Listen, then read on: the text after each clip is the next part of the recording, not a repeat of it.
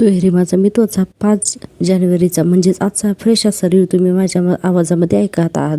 काल आपण पाहतोय अर्णव ईश्वरीच्या आईच्या घरी गेलेला असतो आणि तिथे ईश्वरीच्या आईसोबत त्याचा वाद चालू असतो. अर्णव म्हणत असतो की माझ्या आईचं आयुष्य बरबाद करून तुमचं मन भरलं नाही आहे का, म्हणून माझ्या आयुष्यात परत आलात. आता त्याची आई ईश्वरीची आई म्हणत असते की अहो तसं नाही आहे. अर्णव म्हणतो कसं बसं मी सावरलं होतं माझ्या आयुष्यात, मग का आलात परत तुम्ही, का आलात, म्हणून अर्णव खूप जोरजोरात ओरडत असतो. ईश्वरीची आई आता अक्षरशः कानाला हात लावत असते. अर्णव खूप थकलेला असतो आता या सगळ्या दुःखाने आणि टेन्शननी. अर्णव म्हणत असतो की इतकी वर्ष माझ्या मनातल्या मनात इतकी वर्ष ज्या बाईवर मनातल्या मनात एव्हरी सेकंड मी चिडत होतो, ते बाईसमोर दिसल्यानंतर मी काही करू शकत नाही, फक्त गप्प बसतोय असं म्हणून अर्णव दुःख व्यक्त करत असतो. पुढे म्हणतो की ज्या बाईने माझ्या आईचा जीव घेतला, आज त्याच बाईला मी आई मानत होतो आणि याचं मला दुःख वाटतंय, म्हणून असं अर्णव म्हणत असतो. आणि म्हणतो की लाज वाटते मला स्वतः असं म्हणून तिथल्या टेबलवरचे ग्लास वगैरे जे आहे तर ते अर्णव सगळे उधळून देतो. आता इतक्यातच आपण बघतो ईश्वरी तिथे येते आणि ईश्वरी म्हणते की सर प्लीज शांत व्हा म्हणून. आता अर्णव तिच्याकडे सुद्धा रागानेच बघत असतो. अर्णव तिचंही काही ऐकून घेत नाही. आता ईश्वरी आतमध्ये येते आणि म्हणते सर प्लीज तुम्ही शांत व्हा सर. तर आता अर्णव तिचा हात झटकून देतो आणि ईश्वरी म्हणत सर शांत व्हा, तर अर्णव तिचा एक शब्दही ऐकून घेत नाही. आता आपण इकडे घरचा सीन बघतोय. घरामध्ये वल्लरी आजींची माळ ओवून देते आणि म्हणते की आई हे घ्या तुमची माळ म्हणून. आता ती माळ घेतल्यानंतर आजी म्हणतात की वल्लरी ईश्वरीला मी बोलावलंय म्हणून सांग. त्यावर ईश्वरी म्हणते बरं. आणि आता ईश्वरी मनाशीच बोलायला लागते. वल्लरी मनाशीच बोलायला लागते. वल्लरी आजींकडे बघते आणि म्हणते की आहे कुठे ती घरी, वनवा पेटला इथे आणि मी मस्त बाल्कनीतले VIP सीटसारखं वनवा बघत बसणार आणि ईश्वरी आणि अर्णवच्या नात्याचा द एंड मी बघत बसणार आहे आणि दॅट इज दॅट असं वल्लरी म्हणून तिथून निघून जाते. आता आपण पुन्हा सीन पाहतोय अर्णव आणि ईश्वरीच्या घरचा. तर आता अर्णव म्हणत असतो तू सांगतेस मला शांत व्हायला, हां तू सांगतेस का, तुला सगळं माहिती होतं तरीही तू माझ्यापासून लपवलंस आणि मलाच तू शांत व्हायला सांगते. ईश्वरी नाही म्हणत असते पण अर्णव तिला शटाप म्हणत असतो. आणि अर्णव म्हणतो ही संस्काराने साधेपणाची नाटकं बंद करा, तुम्ही फसवलेस मला, तुम्ही फ्रॉड आहात असं अर्णव म्हणत असतो. ईश्वरीची आई म्हणत असते अर्णव तुम्ही माझा ते ऐकून तर घ्या. अर्णव तिच्या अंगावर ओरडतो स्टॉप, मी काही ऐकून घेणार नाही म्हणून. ईश्वरी म्हणते सर प्लीज एकदा ऐकून घ्या ना, आईची पण काहीतरी बाजू असेल ना. अर्णव म्हणतो काय बाजू असेल, काय बाजू असणार आहे तिची सांग ना. अर्णव खूप ओरडत असतो आणि म्हणतो की ज्या बाईने माझ्या आईचा जीव घेतला आहे तिची काय बाजू असणार आहे. ईश्वरी म्हणते नाही माझी आई अशी नसणार आहे. अर्णव म्हणतो तू पण तशीच असणार आहे. ईश्वरीची आई म्हणते नाही हो अर्णव. अर्णव म्हणतो तुम्ही दोघींना मिळून माझं आणि माझ्या आईचं आयुष्य उद्ध्वस्त करून टाकले. अर्णव असं म्हणल्यानंतर दोघी शांतच बसतात. आता अर्णव टाळ्या वाजवतो आणि म्हणतो व्हॉट अ अमेझिंग प्लॅन. ईश्वरी म्हणते सर माझं एकदा ऐकून तर घ्या आणि म्हणते आई नेमकं सांग ना गं काय घडलं होतं ते. आता ईश्वरीची आई म्हणते अर्णव प्लीज तुम्ही इथे शांत बसा आणि मी सगळं काय घडलं ते सगळं सांगते. अर्णव पुन्हा ओरडतो स्टॉप करून आणि अजिबात ऐकून घेत नाही त्या दोघींचं. अर्णव त्या दोघींनाही गप्प करत असतो आणि जेव्हा तो स्टॉप म्हणून त्याच्या आईला बोलत असतो त्यावेळेस त्याला त्याच्या हातावर तो धागा दिसतो जो ईश्वरीच्या आईने बांधलेला असतो पुण्यावरून गणपती बाप्पाच्या मंदिरातून आणलेला. आता तो धागा अर्णव हातातून तोडतो आणि तोडून एका हातात घेतो आणि त्या धाग्याकडे बघून म्हणतो की तुटलंय सगळं आता म्हणून. आता त्याचा म्हणण्याचा अर्थ असतो की सगळं रिलेशन आपलं असं तुटलंय म्हणून. अर्णव म्हणतो सगळं तुटलंय, आत्तापर्यंत तुम्ही माझी चांगली बाजू पाहिलीत ना, आता इथून पुढे माझ्या आईच्या गुन्हेगारांना मी कसं वागवतो ना तर तुम्ही ते पहा असं अर्णव म्हणत असतो आणि हातातला तो दोरा गणपती बाप्पाचा जोरात फेकून देतो आणि हे बघा असं म्हणतो बरं का. अर्णव इतका संतापलेला असतोय बापरे. आजचा भाग ना प्रेक्षकांना तुम्ही TV वरती नक्की बघा. अर्णव इतका प्रचंड चिडलेला आहे की तो कोणाचंच काही ऐकून घेत नाही आहे, त्याची मनस्थिती नसते कोणाचं काय ऐकून घ्यायची. आता तो ईश्वरीला तिथून धक्का देतो आणि घराच्या बाहेर निघून जातो. आता ईश्वरी आणि आई त्या दोघीजणी खूप रडत असतात. ईश्वरीची आई म्हणते ईश्वरी हे सगळं माझ्यामुळे घडलं ग. ईश्वर मला माहितीच नव्हतं ग की माझा भूतकाळ असा माझ्या समोर येईल म्हणून. आता मी काय करू. आता ईश्वरी म्हणते की आई तू बस, आई तू शांत हो ना आधी. आता ईश्वरीची आई सांगत असते की ईश्वरी माझी काही चूक नाही आहे ग, मला तुमच्या दोघांना सगळं काही शांतपणे सांगायचं आहे ग, पण आधी जातो अर्णवला थांबव बरं जा असं म्हणून ईश्वरीची आई ईश्वरीला तिकडे पाठवून देते की अर्णवला जाऊन थांबव म्हणून. आपण आता इकडे पाहतोय अर्णव जो आहे तर तो रागाने चिडून आलेला असतो. गाडी तो पहिल्यांदा सुरू करतो आणि दरवाजा उघडून गाडीच्या आतमध्ये बसतो. इतक्यातच आहे ना ईश्वरी तिथे येते. ईश्वरी अर्णव सर म्हणत असते. अर्णव तिचं अजिबातच काही ऐकून घेत नाही आहे. ईश्वरी खूप पळपळत येते. सर सर सर करून दरवाजा उघडते आणि गाडीमध्ये बसते. इकडे अर्णव गाडी स्टार्ट करून निघालेलाच असतो. इतक्यातच ईश्वरी तिथे येते. सर सर म्हणून थांबते. एकदम पटकन गाडीचा दरवाजा उघडते आणि म्हणते, सर तुम्ही असं काही ऐकून न घेता निघून नाही जाऊ शकत असं ईश्वरी म्हणत असते. पण अर्णव काही थांबवत नाही. तेवढ्याच फास्ट गाडी चालवतो. ईश्वरी पण त्याच्यासोबत जाते. इकडे ईश्वरीची आई जी आहे तर ईश्वरी असं म्हणून खूप रडत असते. देवा मी आता काय करू म्हणून. कारण ईश्वरीच्या आईचं दुःखसुद्धा तितकंच असतं. कारण तिची खूप मोठी फसवणूक झालेली असते आणि या सगळ्याला वल्लरी कारणीभूत असते. आता आपण इकडे घरातला सीन पाहतोय तर घरामध्ये ही वल्लरी जी आहे तर ती गोंधळ करत असते. वल्लरी सांगत असते की आई ईश्वरी आणि अर्णव कुठेच दिसत नाहीये. आजी म्हणतात कुठेच दिसत नाहीत म्हणजे असतील कुठेतरी, नीट शोध. वल्लरी म्हणते, अहो मी सगळीकडे बघितलं, घरात बघितलं, बाहेर बघितलं, पण ते दोघं कुठेच नाही आहेत. आणि पुढे कपाळाला हात लावते आणि म्हणते, अरे देवा, दोघांमध्ये जोरदार भांडण तर नसेल ना झालं. की मामा म्हणतात ते दोघे घरात नाही म्हणजे भांडायच असतील हे कशावरून, आणि जरी भांडले असतील तर ते दोघं एकत्र बाहेर जातील का? काय बोलतीस तू हे सगळं? अंजली म्हणते, हो ना, आणि गेले असतील बाहेर तर चांगलीच गोष्ट आहे ना, तू उगाच असा विचार करू नकोस बरं मामी, असं अंजली म्हणते. मामा म्हणतात, नाही तर काय उगाच सुतावरून स्वर्ग गाठायचा. वल्लरी म्हणते, हे बघा त्या दोघांमध्ये भांडण व्हावं अशी माझी बिलकुल इच्छा नाही आहे, पण ते दोघं जण असं न सांगता कधी जातात का बाहेर? नाही ना, आणि म्हणूनच मला काळजी वाटली. आणि आता वल्लरी म्हणते की अंजली त्या दोघांना जरा फोन लाव बरं. आजी म्हणतात, हो मलाही तसंच वाटतंय, भांडण वगैरे नसेल झालं पण न सांगता गेलेत म्हणून लाव बरं फोन, असं आजी म्हणतात. आता अंजली फोन लावते. आता मामा म्हणतात, काय ग अंजली, जावई बापू कुठं आहेत? तर अंजली म्हणते, त्यांना एका केससाठी ना पुण्याला जावं लागलं. आता मामा हो म्हणतात, म्हणजे मामांना खात्री करून घ्यायची होती हा राजेश तर काही प्लॅन नाही ना म्हणून. तर मामांना खात्री पडते. अंजली फोन लावत असते अर्णवला, पण अर्णव काही केलं फोन उचलतच नाही. ती खूप वेळ ट्राय करते पण अर्णव काही फोनच उचलत नाही. अंजली म्हणते, फोन तर लागतोय पण चिंटू फोन का उचलत नाही आहे? आणि हे सगळं ही वल्लरी जी आहे तर ती एकदम असं म्हणजे विचित्र नजरेने हे सगळं पाहत असते. आता म्हणते की लागला का अंजली? पण ती म्हणते, नाही लागला, कदाचित कामात असेल. तो मी ईश्वरीला फोन लावून बघते. म्हणून ती ईश्वरीला फोन लावते अंजली. तर आता ईश्वरीसुद्धा फोनच उचलत नाही. आता अंजली म्हणते की नाही, ईश्वरीसुद्धा फोन उचलत नाही. आता वल्लरी की नाटकं सुरू करते, अरे देवा, हे दोघं फोन कसे काय उचलत नाहीत म्हणून. आणि आपण लगेच दुसरा सीन पाहतोय पुन्हा एकदा अर्णव आणि ईश्वरीचा. तर ईश्वरी म्हणत असते की सर माझं एकदा ऐकून तर घ्या ना, सर प्लीज एकदा ऐकून घ्या ना. आता हे दोघं जण गाडीत असतात आणि ईश्वरी त्याला सांगत असते की सर प्लीज हळू गाडी चालवा ना. आणि अर्णव तिचा हात सतत झटकत असतो. ईश्वरी म्हणत असते की सर माझं एकदा ऐकून घ्या ना, सर प्लीज एकदा तरी ऐकून घ्या ना. आणि अर्णव काही केला ऐकत नसतो. मामा इकडे पुन्हा त्या दोघांना फोन लावतात. मामा म्हणतात, अरे कमाल आहे, दोघंही फोन उचलत नाहीत. आता आजी म्हणतात, चिंटू आणि ईश्वरी दोघंही न सांगता कुठे गेले असतील आणि ते फोन का उचलत नाही आहेत? आता असं म्हणल्यानंतर सगळ्यांना आता काळजी वाटायला लागलेली असते. आणि वल्लरी इकडे मनातल्या मनात खूप हसत असते आणि म्हणते की नाहीच आता उचलणार फोन, भांडण बसले असतील कचाकचा एकमेकांशी. आता आजी म्हणतात, मगाशी माझी जपमाळ तुटली तेव्हाच माझ्या मनात आलं होतं की काहीतरी अघटित घडणार आहे म्हणून. आता असं म्हणल्यानंतर मामांना आणि अंजलीला सुद्धा थोडंसं भीती वाटायला लागते. आजी म्हणतात मामांना की अविनाश, अरे मला भीती वाटते रे. मामा म्हणतात, अगं आई तू अजिबात काळजी करू नकोस, येईल बरं त्यांचा फोन. आणि अंजली पण म्हणते, हो ना आजी, तू उगीच घाबरू नकोस बरं गा, शांत हो म्हणून. आता असं म्हणल्यानंतर अंजली म्हणते, असं आजी म्हणतात की मी घाबरते, याला काहीतरी कारण आहे ग. याआधी माझी सात्विका गेल्यावरती माझी माळ जपाची अशीच तुटली होती ग. असं म्हणल्यानंतर आता अंजलीला थोडी भीती वाटते. मामा तर एकदमच घाबरतात. आता वल्लरी पण इकडे त्यांच्याकडे तोंड करून उभी राहते.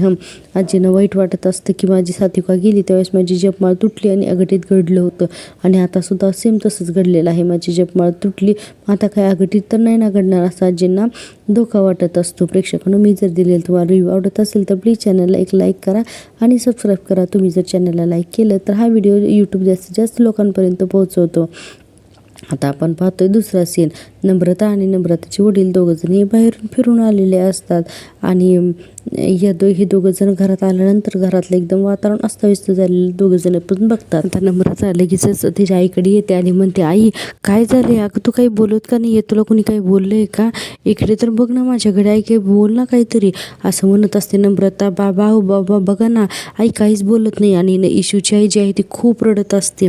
आता नम्रता म्हणते, मी पाणी आणते हं तुझ्यासाठी आई, म्हणून नम्रता लगेच पळत जाते आणि पाणी आणते. ईश्वरीची आई फक्त ईश्वरीच्या बाबांकडे बघत असते आणि खूप रडत असते. आता तिला ह्या सगळ्या गोष्टी नम्रताच्या समोर सांगायच्या नसतात, कारण भूतकाळच तसा घडलेला असतो. आता इथे ईश्वरीच्या आईला जे आहे तर ते आठवत असतं की अर्णवने तिला कसे फोटो दाखवलेले असतात आणि ईश्वरीची आईने विचारलेलं असतं की हा फोटो तुमच्याकडे कसा. अर्णव म्हणालेला असतो की या फोटोमध्ये ज्या माणसाच्या मिठीत तुम्ही आहात ना, तो माझा बाप होता. आणि हे वाक्य ऐकल्यानंतर ईश्वरीची आई खूप हादरलेली असते. अर्णवने केलेलं अकांड तांडव हे सगळं ईश्वरीच्या आईला आठवत असतं आणि तिला याचंही दुःख असतं की या सगळ्यामुळे स्वतःच्याच मुलीचं आयुष्य आपण बरबाद तर केले आपल्या हातून. आता हे सगळ्या गोष्टी आठवत असतात. ईश्वरीची आई खूप रडते. ईश्वरीच्या बाबांच्या हातावर हात ठेवते आणि खूप रडते. आता तिच्या बाबांना तर काही बोलता येत नाही, त्यामुळे ते बिचारे जे ऐकायला मिळेल तेवढंच त्यांना ऐकावं लागतं. इकडे नम्रता पाणी घेऊन येते आणि बघते तर तिची आई खूप रडत असते. नम्रताला काही समजत नसतं की नक्की झालंय काय म्हणून, आणि तिच्या बाबांनाही कळत नाही की नक्की झालंय काय, आणि बिचाऱ्यांना बोलता येत नाही काही विचारावं तर. आता चालू गाडीमध्ये ईश्वरी म्हणत असते, सर अहो तुम्ही शांत व्हा ना प्लीज, सर शांत व्हा. आता अचानक अर्णव काय करतो, गाडी एका ठिकाणी थांबतो, गाडीतून उतरतो, ईश्वरीला खाली उतरवतो आणि स्वतःच गाडी फास्ट चालवत पुढे जातो. अर्णव आता इतकं टेन्शनमध्ये आणि इतक्या दुःखात आहे की त्याला नाही या सिच्युएशनमध्ये नक्की कसं वागावं, काय करावं त्याला काहीच समजत नाही आहे. अचानक तो गाडीत बसतो काय, परत गाडीतून उतरतो काय. आता त्याने ईश्वरीला गाडीच्या बाहेर उतरून दिलं आणि गाडी चालवत पुढे गेला. आता पुढे गेल्यानंतर पुन्हा तो गाडीतून गाडी पाठीमागं घेतो, म्हणजे जिथे ईश्वरी उभारली आहे तिथपर्यंत तो गाडी परत मागे घेतो. आता गाडी मागे घेतल्यानंतर त्याला समजत नाही की त्याला काय करावं. संताप आणि रागाच्या भरात आहे ना अर्णव इतक्या दुःखात पोचलेला असतो की त्याचा स्वतःवर कंट्रोलच नसतो. आता ईश्वरी सतत म्हणत असते की सर प्लीज शांत व्हा. अर्णव म्हणतो, काय शांत हो, हां काय शांत हो, ज्या मुलाने स्वतःच्या आईला फासावरती लटकवलेलं पाहिलं त्या मुलाला सांगतेस तू शांत व्हायला, का जी आई काल आपल्याला कुशीत घेऊन झोपली होती ती आई आज फासावर आहे, आज लटकतीये. हे जो जेव्हा तो तिचा मुलगा बघतो तेव्हा त्याला काय वाटलं असेल, आणि त्याला तू सांगतेस की शांत बस म्हणून. आणि मिसिंदोर तुला वाटतंच कसं की मला शांत व्हा म्हणाला, आणि हे सगळं घडले ना ते तुझ्या आईमुळे घडले हां, असं अर्णव ईश्वरीला म्हणत असतो. आणि म्हणतो की आमचं बालपण हरवलं, आम्ही किती तुटलो, आम्ही किती बदललो याची तुला जरा तरी कल्पना असेल ना, तर म्हणालीच नसतीस तू की शांत व्हा म्हणून. आता ईश्वरी म्हणत असते, सर मला सगळं कळतंय पण तुम्ही प्लीज शांत व्हा ना. आता अर्णव म्हणतो, काय होणार आहे शांत होऊन, सांग ना. माझी आई परत येणार आहे का, माझं हरवलेलं बालपण परत येणार आहे, आम्हाला लोकांनी दिलेला त्रास, जगाने आमचे काय हाल केलेत ना ते तुला नाही माहिती आहे. ईश्वरी म्हणते, सर मला तुमचं दुःख कळतंय पण. अर्णव म्हणतो, पण काय, पण ईश्वरी म्हणते पण या सगळ्यात कदाचित माझी आणि आईची काही चूक नाही आहे. अर्णव इतका ओरडतो शटाप करून ईश्वरीच्या अंगावरती. ईश्वरीला तो काही केला गप्पच बसू देत नाही आहे, बोलूच देत नाही आहे. अर्णव इतका संतापलेला असतो की तो कोणाचंच काही ऐकून घेत नाही. अर्णव म्हणतो की मी आता इथून पुढे तुझ्यावरती विश्वास ठेवू शकत नाही, त्यामुळे तू माझ्यापासून लांब राहा. ईश्वरी म्हणते, सर अहो मी काय म्हणते ते ऐकून तर घ्या. अर्णव म्हणतो इनफ, आणि त्याला हात करून म्हणतो की मला आता काही बोलायचं नाही आहे, आणि त्याला इशाराने सांगतो की गप्प बस म्हणून. ईश्वरी सर म्हणत असते. आता अर्णव जातो आणि गाडीत बसतो. काही केलं ईश्वरीचा एक शब्दही ऐकून घेत नाही अर्णवला ना इतका कन्फ्यूज झालेला आहे ना की अशा परिस्थितीमध्ये एकतर तिचं प्रेम असतं ईश्वरीवरती, त्यातून तिला सोडलं तरीही त्याला ते चालणार नाही, आणि तिला आता धरून ठेवायचं तर तिच्या आईचा भूतकाळ तिच्या आईशी जोडलेला आहे. त्यामुळे अर्णवचं इथं आज थोडं कन्फ्युजन झालेलं आहे. इकडे नम्रता म्हणते की आई तू काहीच सांगणार नाही आहेस का, तर नम्रताची आई म्हणते नाही मी काहीच सांगू शकत नाही. नम्रता म्हणते, अगं असं कसं काही सांगू शकत नाही, आणि म्हणते बाबा हो बघा ना, अगं आई आम्ही किती टेन्शनमध्ये आहोत, तुझी काय हालत झाली आहे ती, आणि तुला लक्षात येत नाही आहे का, आणि तू चक्क म्हणतेस की मी नाही सांगू शकत म्हणून, काही हे सगळं काय चाललंय.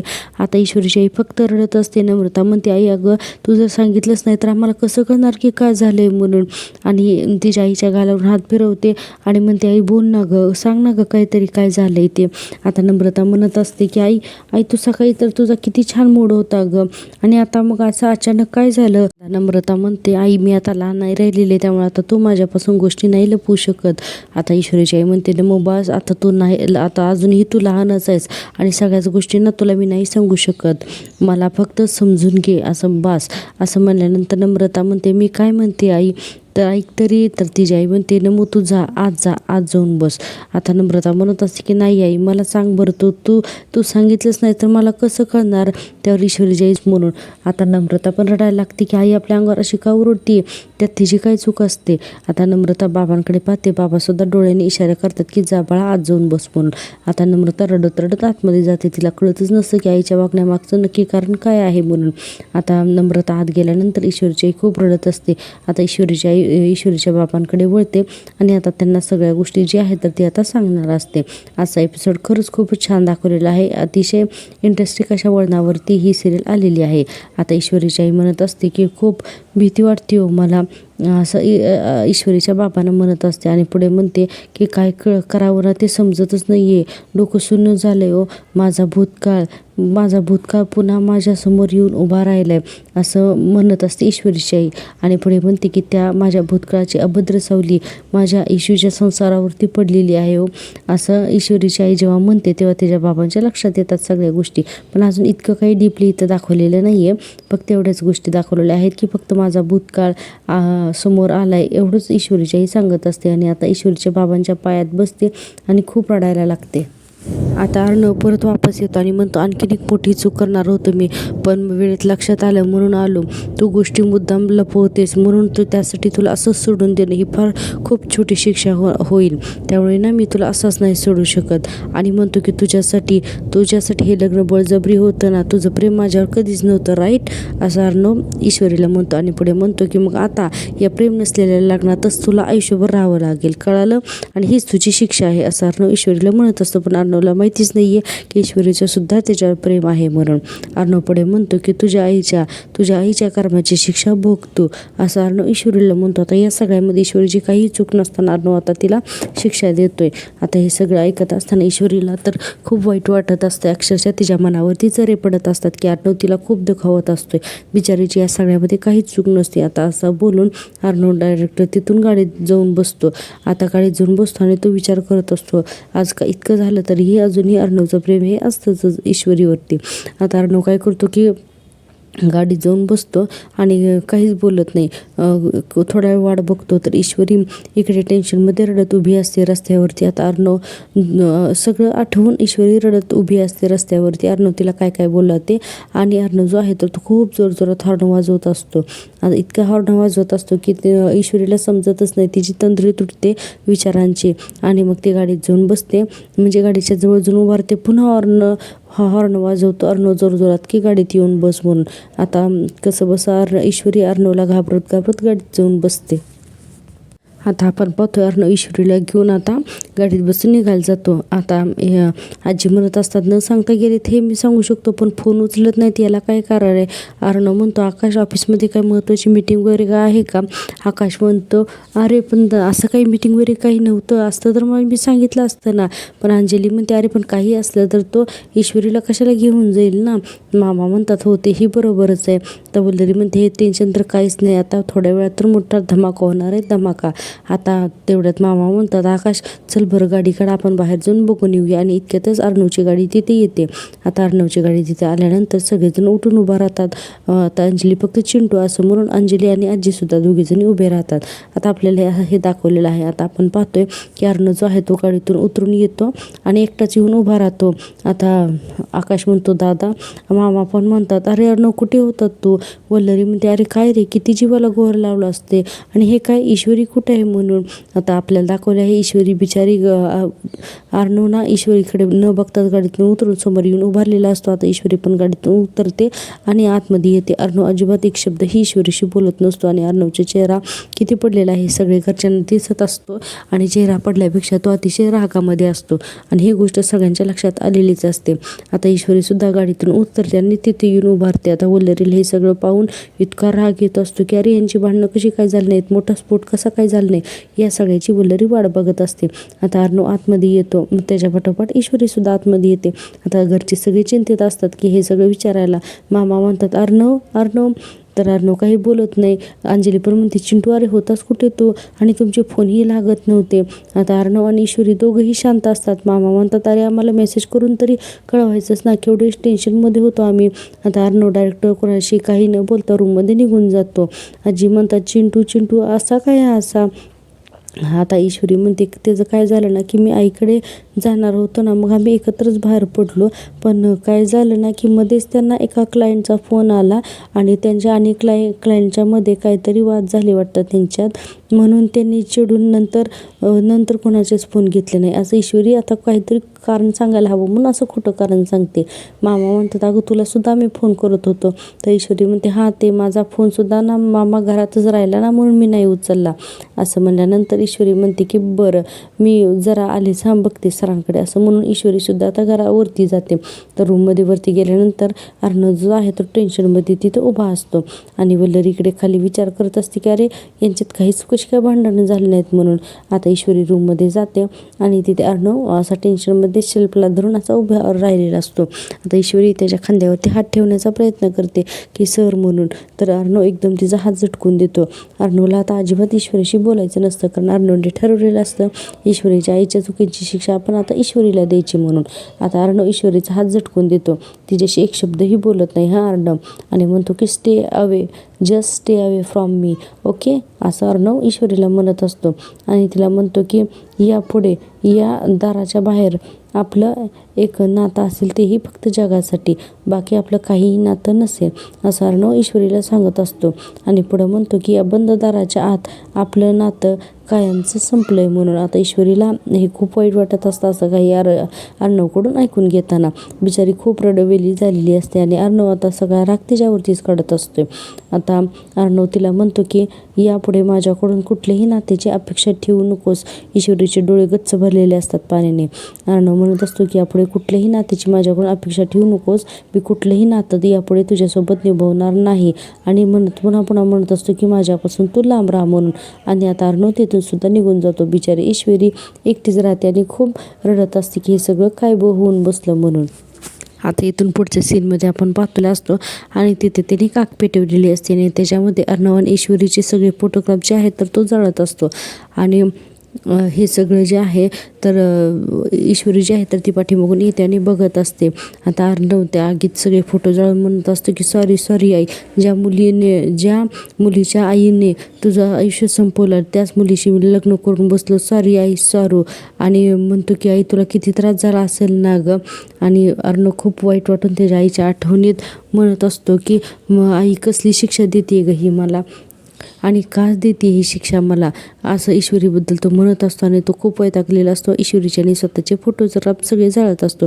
आता तो असं म्हणून जोरात लास्टचे जे काही फोटो फ्रेम किंवा जो अल्बम उरलेला असतो ना हातातला तो सगळा फेकून देतो. आणि आता हे सगळं ऐकून तर अंजलीसुद्धा आतमध्ये असते.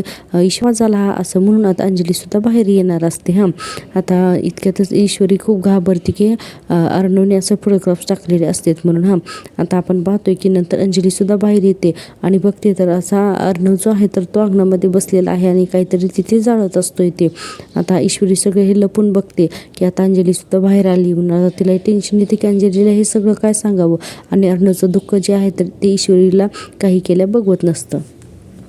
ईश्वरी म्हणत असते बघवत नाही हो सर मला तुमची तकलीफ, पण तुमचं हे सगळे गैरसमज दूर करण्यासाठी काही करून मला उद्या आईला भेटायलाच हवं, मला माझ्या सगळ्या प्रश्नांची उत्तरं मिळवायलाच हवीत, त्याशिवाय ना मी तुमचा गैरसमज नाही दूर करू शकत, असं ईश्वरी मनाशीच बोलत असते. आणि आता आपण पाहतोय अर्णव इकडे दुःखामध्ये रडत बसलेला असतो. अर्णव खूप रडत असतो कारण त्याला वाटत असतं की आपल्या आईच्या गुन्हेगाराच्या मुलीसोबतच आपण लग्न केलं आणि त्यामुळे आपल्या आईला खूप त्रास झाला असेल असं अर्णवला वाटत असतं. आता ईश्वरी पटकन लपते कारण अंजलीला येताना ते बघते म्हणून. आता ईश्वरीला पण बसते आणि इकडे पाहते तर अंजली आलेली असते अर्णवकडे.